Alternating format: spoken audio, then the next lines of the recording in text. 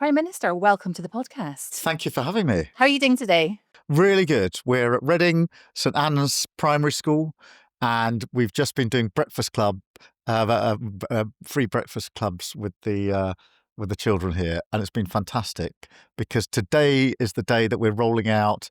We've been doing pilots, now we're rolling out another 500. This was a pilot school, and breakfast clubs are so important because for children. For some of the children, it might be the breakfast they get that they might have missed at home. That sets them up for the day. There's activity going on. You'll have seen here there was colouring, there was drawing, there was reading, there was sport, and the children were all talking to each other. So that we know helps them learn. And for parents and carers, it means they can drop their kids a little bit earlier and get off, perhaps back to work, a bit more money. And it saves them a few £100s. And given that the cost of living is the number one issue, pretty well for all families across the country, this really helps on so many fronts. So it's really good to be here, dishing up second breakfast of the day. I did my own children, and now come and do children and children in breakfast club. So as a parent, I'm so grateful. I actually dropped my own 2 7-year-olds off at breakfast club this morning so that I could be here with you're you. an advocate for breakfast clubs, but they are so important. That the chance it gives to children to just be readier to learn, and then the knock-on effect of that for their education is really, really important. And then, those few extra hours for parents and carers to get back to work every week, really good. Really good. So you mentioned that you did breakfast at home with your kids this morning before coming here, and you famously keep your children private, which I am hugely respectful of. What made you take that decision, and are your children happy about that? Well, my little girl is 14.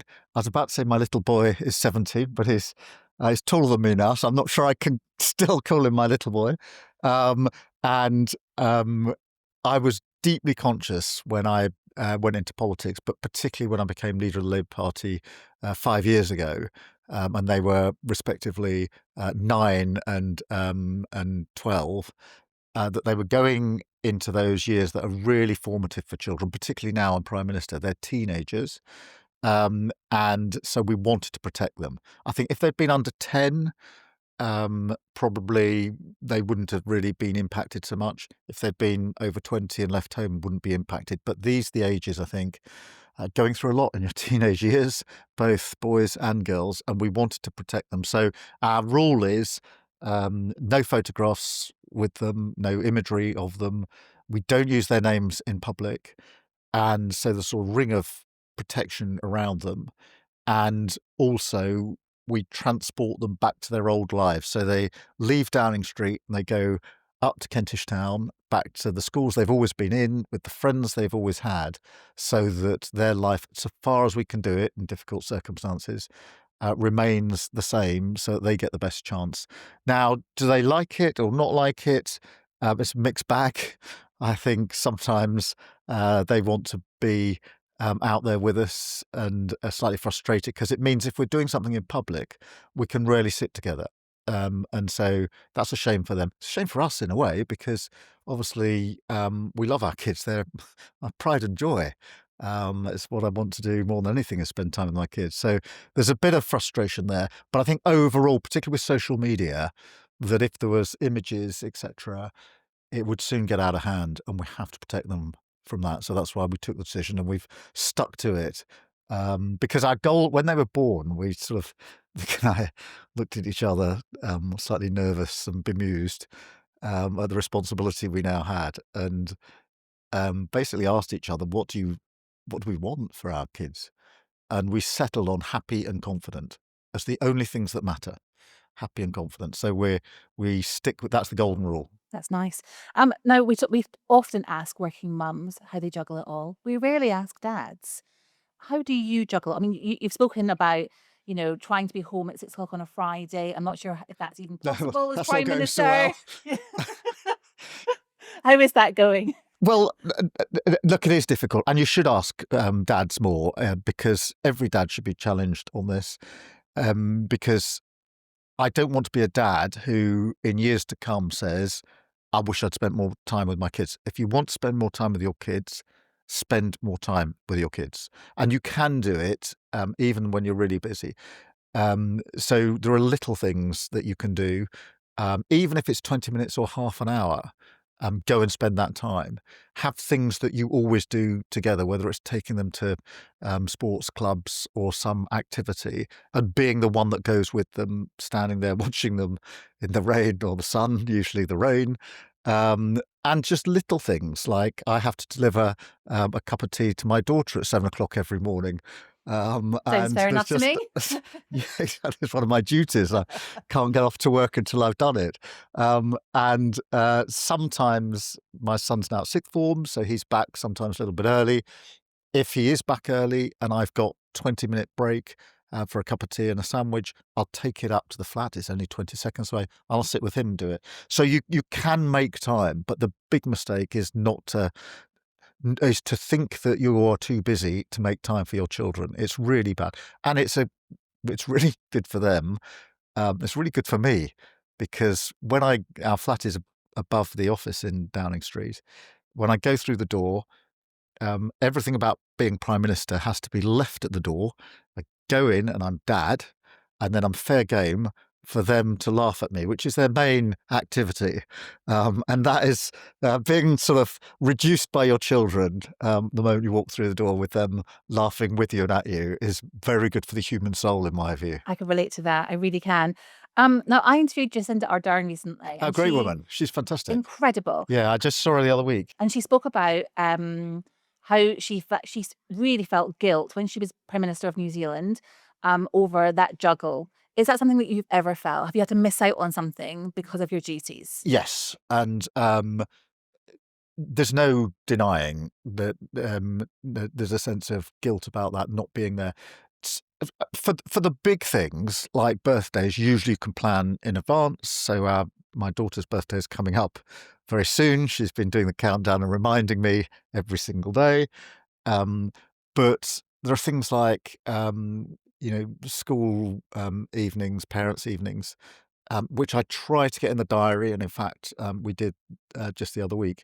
But sometimes I've missed them, and I do feel really awful about that because it gives the sense of not being interested. And also, you have to go and understand what the school is saying about how they're really getting on and that sort of thing. So, of course, there's that feeling when you really can't be there. And I think that's inevitable, but keep it to a minimum. So planning, there's certain things that diaries can be moved around. And if you make it really clear, doing some things with my children and important things for them, birthdays, parents' evenings have to go in the diary. Most of the time, you can do a better job than if you don't prioritize it. But yeah, have there been occasions where I've been away for an important event and phoning in? And yeah, it's not good. Now, so often in homes around the country, if a child is unwell, that's when it's a bit kind of panic stations, and mum and dad quite often have a bit of a competition as to whose day is more important. I'm guessing that Lady Starmer just has to take it on the chin and accept that she's the one staying at home with the kids. Yeah, I'm afraid that has been the case. Vic's been brilliant in that regard.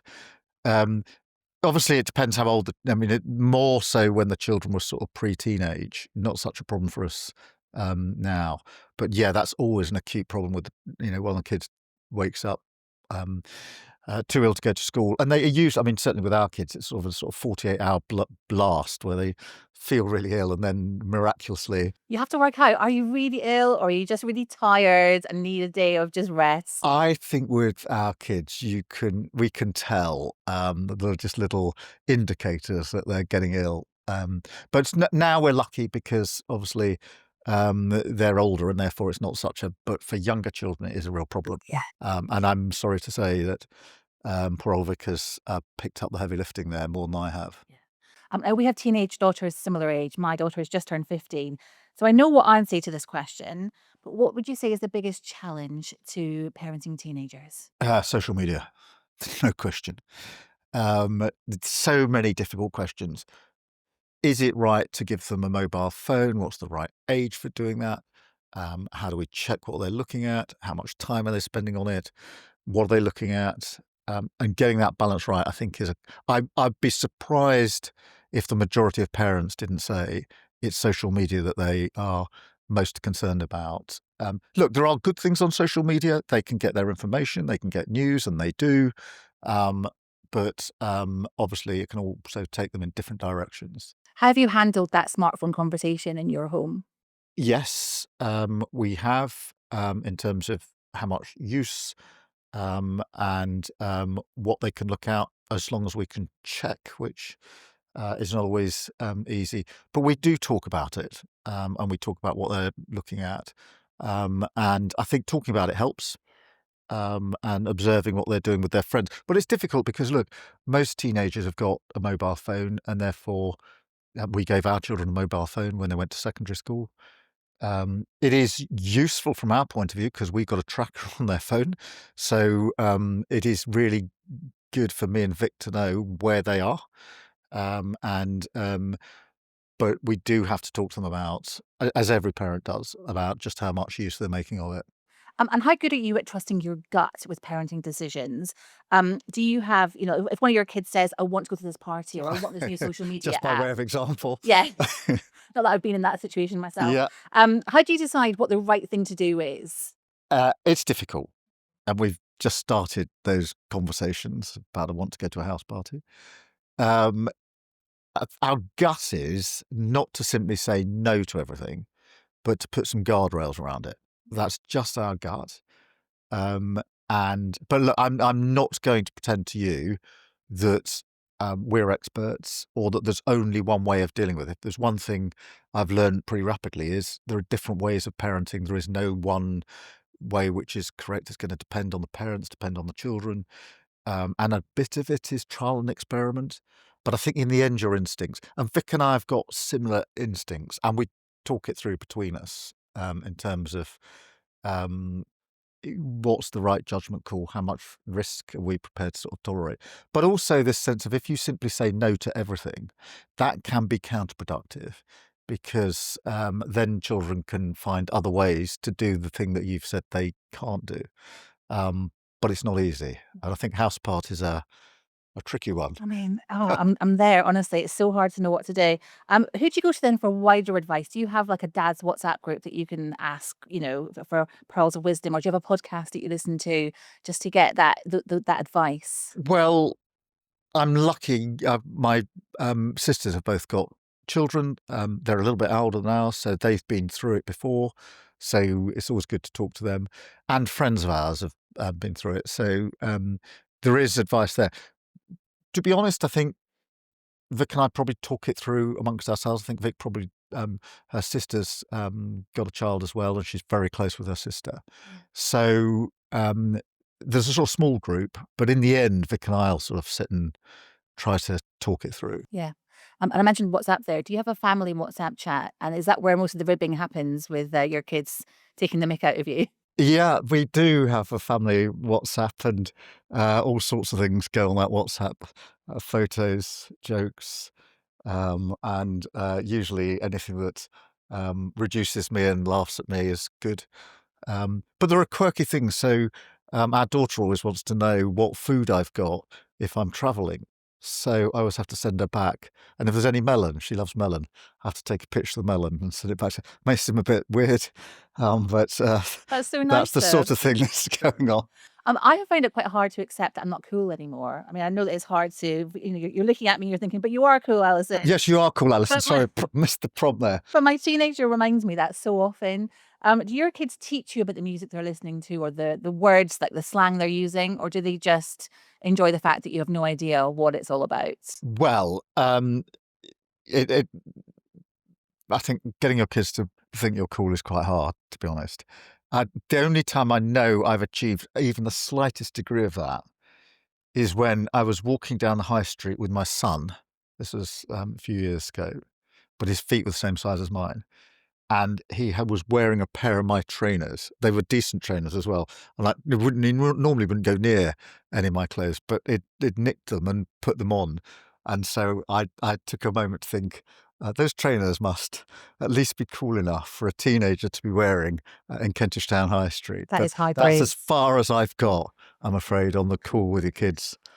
Now, exam stress and helping our kids navigate pressure at school is such a big thing, and like mental health, looking after their mental health, it's a big thing in the mind of a lot of parents. How do you navigate that in your home? It's hard. And it was brought home for real last year because my son was took his GCSEs, actually not in 2024, and uh, then Rishi Sunak called the election halfway through, and that meant that there were a keen interest in our house. There were journalists outside quite a lot of the time, protesters outside quite a lot of the time, and I got really worried about how this would interrupt his GCSEs. And for us, it's about keeping things calm, creating the space, um, reminding about revision, but not overdoing it. And to be fair to our son, he really got down and got on with it. But it is quite. I mean, for the first time, because I mean, certainly for our kids, it's only when they got to GCSE that I think the penny dropped that this matters. Yeah. And then it suddenly matters. And that inevitably is quite stressful. And cramming it all into one exam or two exams or whatever it may be is quite hard. It's really hard. Finally, Prime Minister, when your children are grown up and they look back on their childhood, what do you want them to remember and feel? Happy. It's the only thing. I want them to look back with a smile, and just be happy about their childhood. And that goes back to what we said when they were born, happy and confident. But I want them to look back, to smile, to remember, um, and to be happy about their memories. Brilliant. And we put no pressure on them as to what they do with their lives. We're not saying you must do this, you must do that. We will support and love them, whatever they do. Excellent. Well, thank you so much for joining me today, Prime Minister. It's been wonderful to talk to you. Thank you so much, Alison.